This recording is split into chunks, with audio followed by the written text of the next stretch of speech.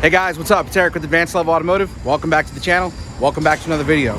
Today, we're back here at one of the shops I do work for, and we're taking a look at this 2012 Ford Escape. What they're telling me is that they have a problem with the sunroof, moonroof, whatever it is you want to call it.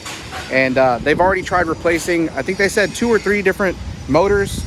And so what they're telling me is that as soon as they replace it with the brand new motor, they hit the switch and it moves, but halfway about moving, it stops, and then after that the motor won't run anymore. So now they have verified that the track does move smoothly, and so they don't think it's an issue with the actual window or the glass binding up on the track. So they called me out to come take a look at it. Anyways, you guys know how we do it. Let's get started. All right, so taking you guys inside, let me show you what we're working with here. And so we're kind of in a tight area over here because we're in this kind of alleyway over here next to the shop, and you guys can see that they already have the headliner dropped down. They already have this overhead console down. Now this, I believe, is where the actual switch is. Yeah, this right here is the switch for the sunroof motor. And if you look up, you can see this is our sunroof. Right now it is closed and it's actually drizzling outside, so that's a good thing that it's closed. We don't want to get a bunch of water in here. Anyway, so looking at this headliner, you can see that we have the connector here, and apparently you can see that they already have the motor removed. Now I don't exactly know where it mounts, but this is where it plugs into. And so if you take a look at the connector, you can see we have our different wires for the motor. And so we are going to take a look at a wiring diagram, but there is one thing that the shop owner noted to me. He said that he thinks that his mechanic may have tried to switch around a couple of these wires. So he's not even sure if they're in the right orientation. So that is something we are going to have to take a look at. We're probably going to pull up a diagram that shows us the connector, and we're going to verify that each of these wires are in their correct sockets. Now, if you take a look over here on the passenger seat, you can see that we have several different motors. And so here is practically a brand new motor. And again, what they're saying is that as soon as they install the motor, they hit the switch to open up the sunroof. It moves about halfway and then it stops. And then after that, the motor doesn't run anymore. And so they actually went through, I think, let's see, 1, 2. So that's 2 motors right there. Do we have another one? Oh yeah, I think there's another one in this box right here. Open it up. Yep, this is another motor. 3 motors. And I think we have some more in here. What's in here? Oh, there's another motor in here. And another motor in here.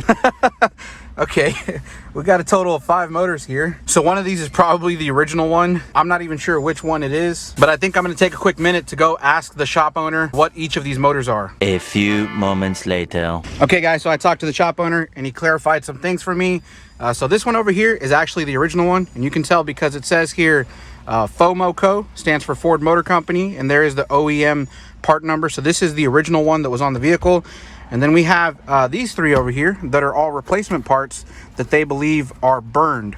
And so that's what they're thinking, is that each of these motors burned out. However, I haven't verified any of that yet. And then we have this box over here, which is actually a brand new one. So essentially they wanted me to check it out before they actually tried to install this new part here. And so that's probably a good idea. We're going to make sure that there isn't something wrong with the vehicle and that's what's causing these motors to burn. Or maybe there's some other kind of issues and these motors are not burned. There's just something wrong with the vehicle. Let's go ahead and move over to the wiring diagram, take a look at the system, and see if we can better understand it. All right guys, so taking a look at the wiring diagram for our sunroof motor. If you look over here at the box, you can see that it's labeled roof opening panel module. And so this is going to be our sunroof motor. If you look inside, you can see that this is the actual electric motor, and this other box here is a computer module. And so the interesting thing about this is that this computer module built into our sunroof motor is what actually controls the forward or the backward direction of this motor. And so just like any other computer module on a vehicle, it's going to have its main powers and grounds. And so if we follow this out here on pin 1, this green and red wire, you can see that it goes up to our fuse box or our smart junction box. And you can see that the power comes from this 30 amp fuse number F4. And then if you look at pin number 2, we can follow this out this way. You can see that it goes again to the smart junction box, which is our fuse box inside the vehicle. But this power comes from an accessory delay relay. And so this accessory delay relay is only powered up with the ignition switch on. And so if we were to check power here at pin 2, we would have to make sure that the ignition switch is in the on position. On the other hand, when we check power at pin 1, this comes directly from this fuse number F4, this F4 fuse is hot at all times. So it doesn't matter whether or not we have the ignition in the on position or the off position, we should always have power at pin 1. Now, if you look over here at pin 8, you can see that we also have another power feed, and this power feed actually flows through the ignition switch. Now, if you look over here, it says lock, and I think what they mean by that is the solenoid inside of the ignition lock cylinder, which actually locks the key into the cylinder and doesn't let you just pull it back out, is part of our circuitry here. Now, if you follow it up, that power comes from fuse F27, which is a 20 amp fuse. And again, this fuse is hot at all times. And so what we can assume by looking at this diagram is that our module, our sunroof module, its job is to ground this circuit here in order to activate the solenoid inside of the lock cylinder so that the key gets locked into its place. So an interesting function to have as part of the sunroof motor. I don't really know how important this is for the functionality of the sunroof motor. However, it's good for us to understand that it's here. Now, moving over here at the bottom, you can see pin number 4.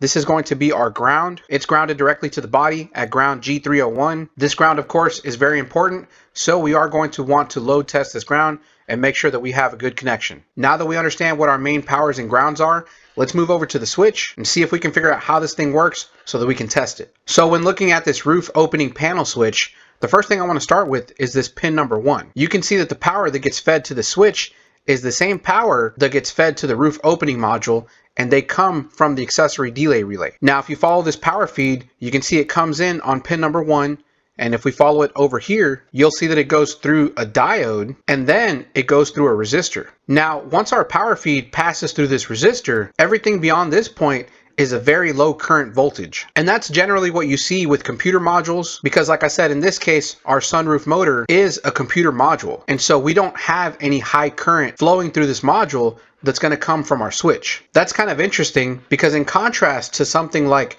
maybe a window motor on a vehicle, typically the switches for window motors actually carry the high current to the motor itself. That is not the case here. We are dealing with the computer module. And so what we're going to see on these 4 wires here coming from the switch going to the motor are going to be low current voltage signals. Now moving back over to the switch, again, once we pass this resistor, this becomes a low current voltage. And so if we follow it this way, you can see that we have these splices where the power feed splices off to. Now we'll first follow it down this way, and you can see that it comes out on pin number 4. And this here is called the common. Now, I'm a little curious as to why they call it the common. Generally, a common is some type of ground. However, if you look at this, you can see that obviously we're going to have a power feed coming out of here going to the module. So if we were to check here at pin 11, I would expect to see the 12 volts that's coming from the switch. Because if you guys think about it, theoretically, this can't be a ground, because if it were, it would actually be taking down all of the power feeds here that are used for our switches. And so like I said, it's interesting that they call it a common. However, I don't believe this is going to be a ground when we check it. Now, once again, moving back over to the switch, if we follow this power feed going up this way, you can see that it provides power to both of these contacts at this switch here. Now, the way the switch is drawn up, it's actually in the open position right now. And so what you have to imagine is when we push the switch in the closed direction, this capital I shaped piece right here is going to come down, and it's going to make contact with all 4 of these points here. We now have a bridge between these 2 contacts up here and also a bridge between these 2 contacts down here. And once those bridges close, you can see that that allows power to flow from this side here over to this side. And if we follow it over here outside of the switch, it's going to come out on this yellow and orange wire, and it's going to reach the module at pin number 6. Now, if you look inside of the module, you can see that that is for the close function. So once this module receives the 12 volt low current signal on pin number 6, it knows to turn the motor into the close direction. Now, at the same time, moving back over to the switch, when we bring this switch down to the close position, we're bridging the 2 contacts up here at the top, and that allows power to flow at the same time down through this path, out through the switch, and it comes out on this white and blue wire. It reaches the module at pin number 7. And if you look at pin number 7 inside of the module, this is for the auto function. Now, if you guys don't know what the auto function is, that is where when you click the switch all the way to the second detent, the window motor opens or closes by itself. You don't have to hold the button continuously. Now, if you read the description here on the switch, you can see that it says tilt up and auto open. And so if I'm not mistaken, I believe that this sunroof motor only auto opens. It doesn't auto close. However, when the sunroof is closed, there is a function to tilt it up. And so I think that's what this works for. Now moving back over to our resistor here inside of our switch.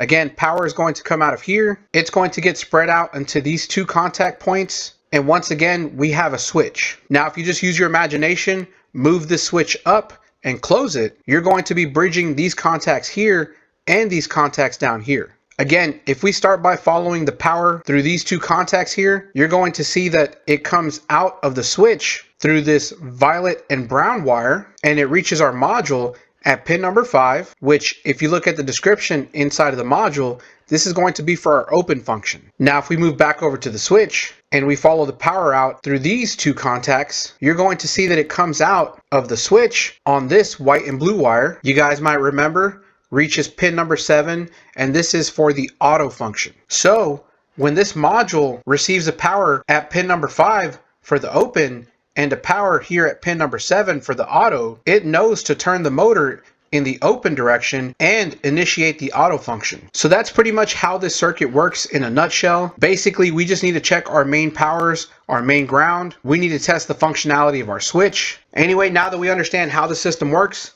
let's move back to the vehicle and do our checks. All right, guys, so moving back over to the vehicle, let me show you how I got this thing set up. And so you can see that I have my power probe connected to the battery. So I've got the negative lead on the negative, positive lead on the positive, and moving inside, you can see I have my power probe up here on the dash. Now, before we start doing any checks, we need to verify whether or not these wires are in the correct spot. Again, like I said, the shop owner did say that he thought the mechanic had moved over these wires. And that is something that we are going to have to check. And so what I did was I printed out the layout of the connector. And so what I'm going to do is I'm going to go down the line and verify that these colors are correct. Okay, guys, so taking a close look at this connector, hopefully I can show you on the camera, but they're actually numbered. So you can see that this pin right here is pin number 1. It's kind of hard to see these behind the wire, but you can see that this is pin number 3. This is pin number 4 over here. Again, it continues pin number 5, number 6, 7, 8, 9, 10 are empty. 11 is our violet wire. Then we have 12, 14. So again, looking at the diagram, I can see that already all of these wires are in the correct position. So we have our pin number 1, which is our green and red wire. We have pin number 2, which is a blue wire, which if you look at it, it really doesn't look like it's blue. Let me single this wire out right here. And so looking at this wire here, I know it doesn't look blue, but this happens over time. The color changes. If you were to peel back this tape over here, you would probably see that the wire is blue. It's just over time, the color tends to fade where the wire is exposed. And so that's why it looks that way. Actually, if you look deep in there, you can see that it does look kind of blue. Anyway, those are in the correct position. We have this black wire, which is our main ground, and that is on pin number 4. So that is in the correct position. Now, one thing that I did notice about this ground is, look what happens when I move it. It is completely loose, and I can actually pull it out all of the way. And so I don't know if this is something that they knew beforehand, but this might actually be where our problem is. If we have a loose ground and it's not making a full connection, maybe that's what's happening here. So I don't know. We're not going to jump to conclusion. I'm just going to stick this back into the hole.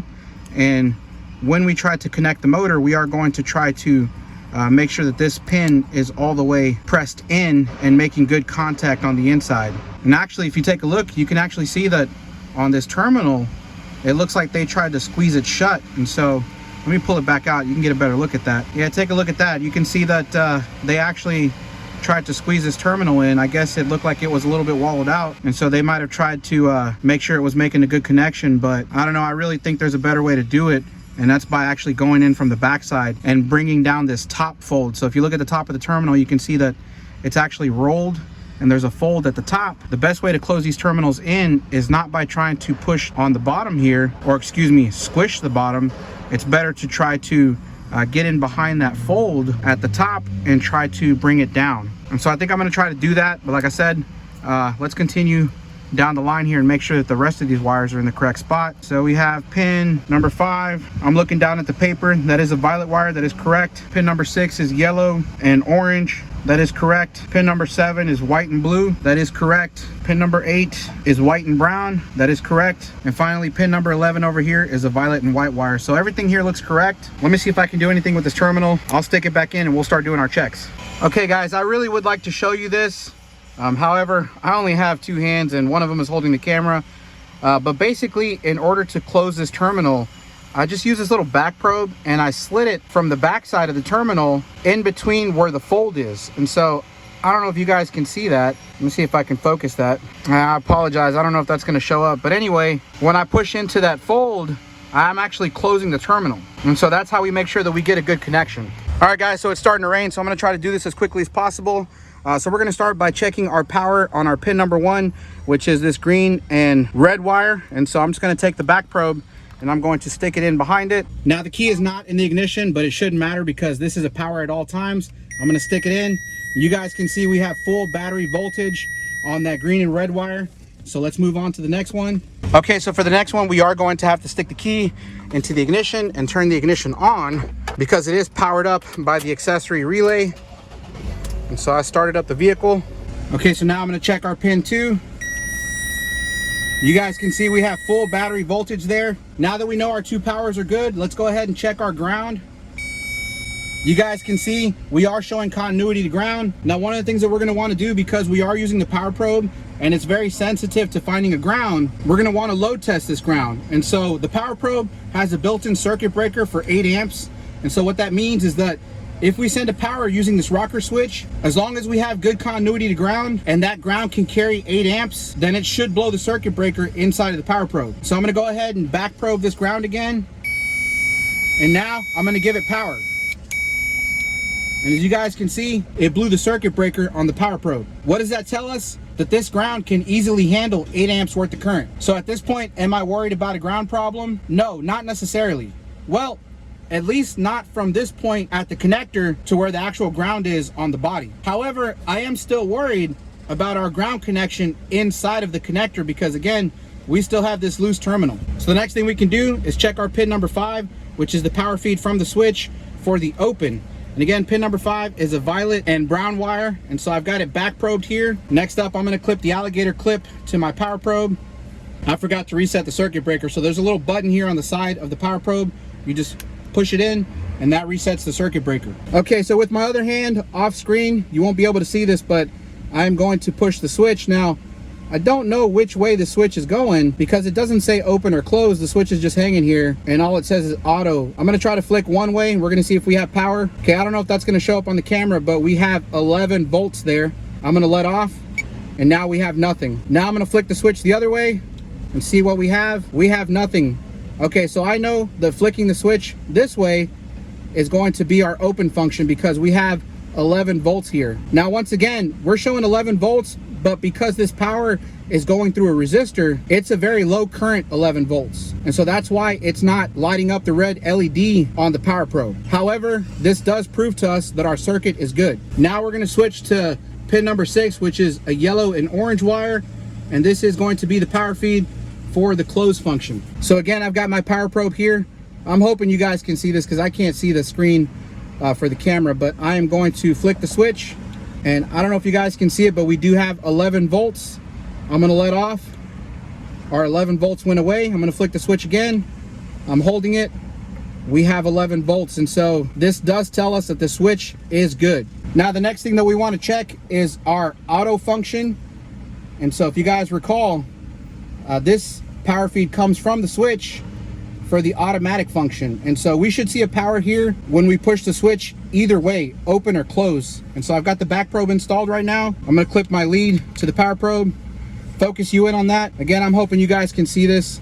I'm gonna go ahead and flick the switch and we are showing 11 volts here. I'm gonna let off, our voltage goes away. Now I'm gonna flick the switch the other way and we have 11 volts once again. I'm gonna let off and you guys can see our voltage goes away. So it looks to me like our switch is good. Next up, we're gonna check pin number 8, which is our white and brown wire. And if you guys recall, this is for the lock solenoid in the ignition switch. So let me get my back probe in there. There we go. I'm gonna connect the lead to the power probe and we're gonna see if we have battery voltage. You guys can see we do have battery voltage there. So we know the power is getting from the fuse through the lock solenoid all the way to this connector. Moving back, one thing that I did forget to check coming from our switch was pin number 11, this violet and white wire. That is our common wire. Again, this should have a power feed at all times. So I'm going to connect the lead to the power probe. Hopefully you guys can see that. And we do have 11 volts there. Now I'm going to make sure that we maintain this 11 volts while I'm pushing the switch. So you guys probably can't see my hand, but I'm going to flick the switch and I'm going to make sure that we maintain that 11 volts. We still have the voltage. I'm going to flick it the other way and we still have the voltage. So once again, everything at this point coming from the switch looks good. I don't see anything wrong here. We've already verified our main powers and grounds. Let's go ahead and hook up one of the motors and see if we can get it to work. All right guys, so just for shimmies and giggles, I'm gonna go ahead and connect the OEM motor, which is the original one that was on the vehicle, and we're gonna see if this thing works. So we have it connected. Now I'm gonna reach over to the switch and I'm going to flick it open. And as you guys can see, this motor is not moving. I'm gonna flick it closed. The motor's not moving. Okay, so it looks like this OEM motor is dead. Let me go ahead and swap it with one of the other ones. Wait, actually, before I do that, let me make sure that this ground is fully engaged. Again, guys, we were worried about this ground being loose, and I don't know how I forgot that. I think I was just getting excited plugging stuff in. So let me make sure that this thing, yeah, I can feel it's making good contact. So let's try that again. I'm gonna reach over, grab the switch, and flick it. And this motor's still not moving. Okay, so let's go ahead and swap it with one of the other ones. So I've got one of the other replacement ones. And again, I'm just making sure that the ground is going to be connected properly. Push it in all the way. Make sure we're fully connected. Okay, I feel like we should have a good connection on the ground. Let me reach over and push the switch open. Closed. And this motor is not moving. Okay, interesting. I wonder what would happen if we hook up the brand new one. Okay guys, so here we have the brand new one out of the box. Let's go ahead and plug this in. And you can see the ground is already coming out. I gotta make sure it's in there all the way. Okay, that feels like it's a good connection. Now I'm gonna reach over to the switch and I'm gonna flick it and we'll see if this thing moves. And there is no movement from this thing. Oh, actually, there we go. I guess it must have been in the fully open position already, and so it only moved when I flicked it closed. So I'm gonna push the button again. You guys can see the motor moving. I'm gonna flick it the other way. Oh, and it's not moving that way. It moves down, but it doesn't move up. Interesting. Okay, so what does that mean? All right, guys, so I'm not gonna lie, I am a little bit confused at this moment because, again, I have the brand new motor plugged in, and what's happening here is that although I made sure we have a good connection up here, so the ground is connected and everything up here looks good, when I reach over and I grab the switch, again, if you guys look, this is our switch. Let me give you guys a little bit of a close-up here. So you can see it just says auto and it has an arrow up and an arrow down. And so what's happening is when I flick it this way, the motor doesn't move. However, when I flick it this way, the motor does move. So watch this. I'm gonna flick the switch and you can see the motor moving. And as long as I'm holding that switch, this motor just keeps turning. And so obviously there's something wrong here because this motor should move both clockwise and counterclockwise, because the way this works is that it actually gets bolted up here. And if you look up here, there's two cables. And so if you look at the two cables here, they have these little worm gears, and so this is where the motor sits. You can see these are the bolt holes, and this is where the motor mounts, and the gear goes in here. And so depending on which way the gear spins, either it's going to spin clockwise or counterclockwise, and that's going to either open or close the sunroof. And so I decided to double check my measurements here, and I started by looking at the switch connection. So moving back over to pin number 5, which is this violet wire, I'm going to take the back probe and I'm going to stick it into pin number 5, which is the violet wire.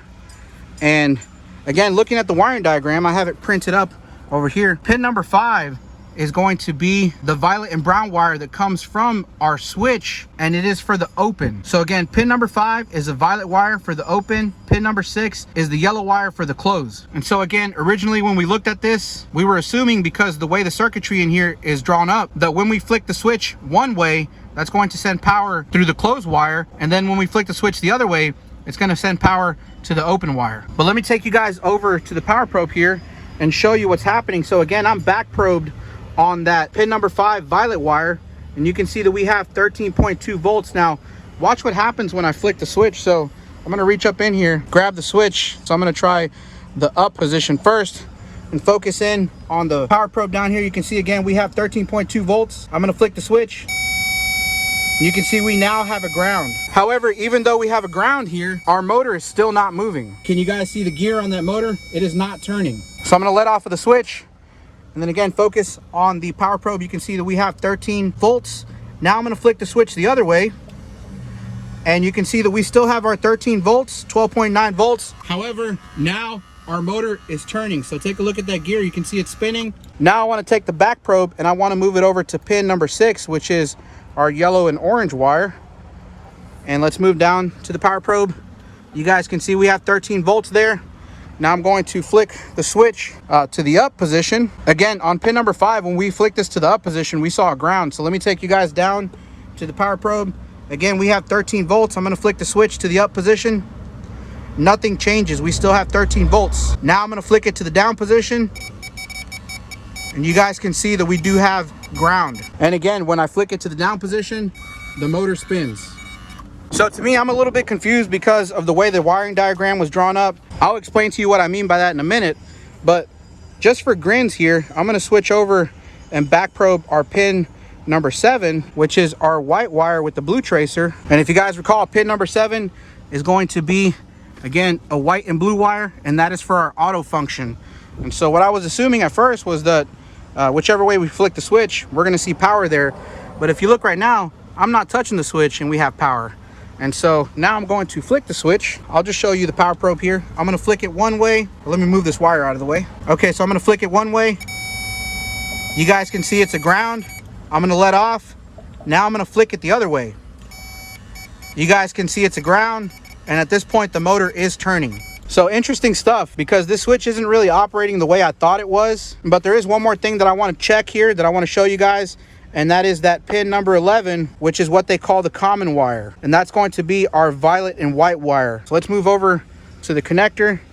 And I'm going to switch over here. This is our pin number 11. And already you can hear that we are showing a ground.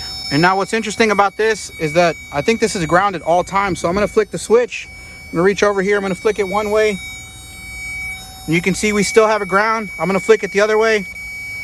And we still have a ground. And our motor is turning at the moment. So again, if I flick it one way, it doesn't turn. However, if I flick it the other way, it does turn. And according to the check that we just did, this common wire here is going to be a ground at all times as long as it's plugged in to the sunroof motor. If you guys recall, when I first did my check, I had this connector disconnected and we had power here at all times. Now that we have it connected, we're showing a ground. One other interesting thing that I noticed is that they actually have a box down here, and it looks like it's for the switch. So this is a standard aftermarket box. And so I'm thinking that that switch that's installed is actually a new aftermarket switch. And if you look right here in the cup holder, we have what looks to be the OEM switch. So you can tell because it's got this OEM Ford number on there. And so I think what I want to do before I go any further is I want to put this OEM switch back in its place and see if that changes anything. Okay guys, so I have the OEM switch connected. So I'm gonna go ahead and try to flick it one way and see if it does anything. Okay, so I'm holding the switch. However, the motor is not turning. You can see the gear. Now I'm gonna flick it the other way and see what happens. You guys can see that motor started turning. Okay, so nothing changes when we put the OEM switch back in. All right guys, so unfortunately, I ran out of time today. I've got to go pick up my kids, so I'm going to be heading back over there tomorrow. However, today, pretty much the conclusion I came up with is that the motor that they provided me, the new motor, it must be a defective part. The switch is good, the wiring is good, the power feeds are good. The motor only turning one way, it has to have something to do with the internals of the motor itself. And so that's why I think that the motor is defective. I'm pretty sure that if we were to install that motor, it would probably burn itself out because again, it only moves one way, and if the window's already closed and it's trying to close it or continue to close it, then yeah, eventually you're gonna burn the motor out. The other thing that kind of gets me about it is that I'm pretty sure that these motors should have some built-in circuit breaker or some type of safety device that keeps it from burning itself out. Obviously, these are not good quality parts, and so hopefully when we go back tomorrow, they're gonna have a brand new motor and it's gonna be a better quality brand. All right, guys, so I feel like an idiot. Let me explain to you what I found. So I'm here at home. It's the end of the day. I decided to take some time to look on the computer, get on all data, maybe see if I can find some information to help me figure out what's going on here. I also call up my good buddy Oz over at Oz Mechanics. Some of you guys might know him. Shout out to Oz. A lot of times when I'm in a pickle or I'm running into something that I just can't figure out or I don't understand, you know, I'll give him a call and we'll talk it over. Sometimes he helps me, sometimes I help him. It's a good back and forth, love and hate relationship. But anyway, in this case, I was explaining to him what we saw earlier as far as the sunroof motor only turning one way. And at first, he was pretty much just as confused as I was as to why the motor would only turn one way. However, he did point out a good piece of advice to me. He said, why don't you check to see if the sunroof motor requires an initialization? And I thought, that's probably a good idea. So he gets on his computer, I get on mine. We're looking for the procedure to initialize this motor. And of course, we come across the page that's on the screen here. And if you look at this, you can see that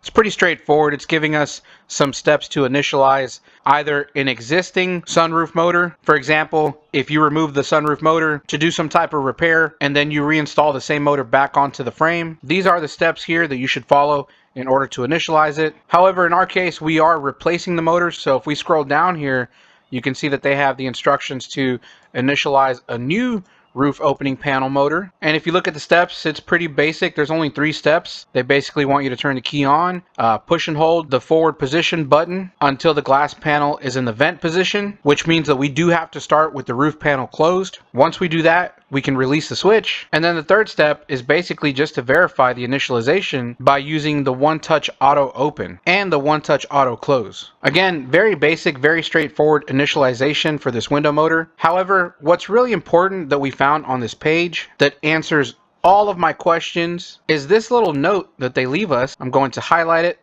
It says a new roof opening panel motor will only move to the vent position and must be initialized. Once I read that, everything just made sense. This answered the question as to why the new sunroof motor only turns in one direction. This also answers the question as to why, when we plug in the new sunroof motor, we see voltage on all 3 of these wires and a ground on the common. Well, that's because this window motor computer module is pre-programmed when it's brand new to disable the switch by grounding the common wire. Once the motor grounds the common wire, that kills all of the power to the rest of the switch. And the voltage that we find on pins 5, 6, and 7 are actually coming from the sunroof motor. This is why the sunroof motor only turns in one direction, because it's programmed to act this way until you do the initialization. After that, the sunroof motor works normally. Now that we have this knowledge, we can go back tomorrow, install the sunroof motor, and perform the initialization. Tomorrow. All right, guys, so we're back. I went ahead and I installed the new sunroof motor. You can see that I have it bolted up right now and it is plugged in, and I did make sure that our ground had good contact. Now we're going to attempt the initialization. So if you take a look at our glass here, it's in the closed position. Let me show you on the outside. Okay, so looking at it from the outside, you can see that we are in the completely closed position. So the first thing I'm going to do is put the key into the ignition and turn it on, and then we're going to take the switch here. Again, this is our auto up and down, and what the instructions tell us is to push the forward button, or what they call the front position button. And so when this is mounted on the roof, it's like this. So I'm pretty sure they want us to push and hold this one to the second detent. That means we're gonna have to push the switch all the way. So I'm gonna do that now, and we're gonna see what happens, see if we can move this thing into the full vent position. Okay, at that point you can see that we are in the full vent position. So the back of the glass did come up. And now before I do anything else, I want to take a moment to look inside of the rail here and make sure there's nothing obstructing it before we try to move the glass back. All right guys, so looking at the passenger side, I'm gonna run my finger through the rail here, and I don't feel anything obstructing here. Feel it on the back side. Doesn't feel like there's anything in here either. Now taking a look at the plastic here, we're gonna look and see if any of this stuff looks broken.